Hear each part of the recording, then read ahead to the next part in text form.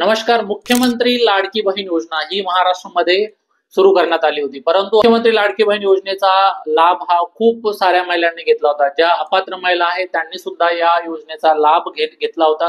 परंतु लवकरच सर्व लाडक्या बहिणींना ई-केवायसी करणं खूप जरुरी होणार आहे.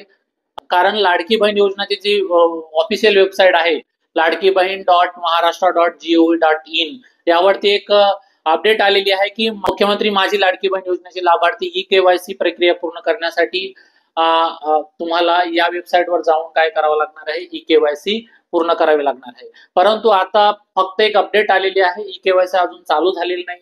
एक मी स्क्रीनशॉट इथे लावलेला आहे, तिथे बघू शकता की अशा पद्धतीची एक अपडेट जी आहे ती ऑफिशियल वेबसाईटवर आलेली आहे. म्हणून सर्व लाडक्या बहिणींना विनंती आहे की तुम्ही तुमच्या मोबाईलवरती सुद्धा ई-केवायसी करू शकता. जेव्हा ई-केवायसी सुरू होईल तेव्हा मी तुम्हाला सांगेल की कशा पद्धतीने तुम्ही ई-केवायसी करू शकता. परंतु ही महत्वाची बातमी तुमच्यासाठी आहे.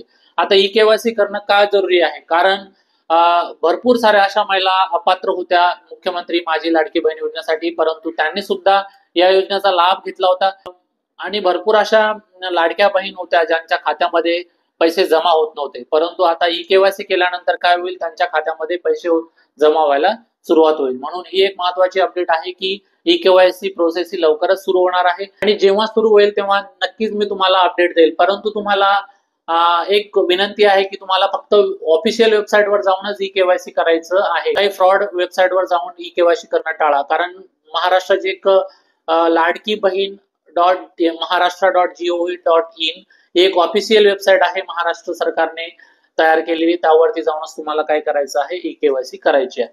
धन्यवाद.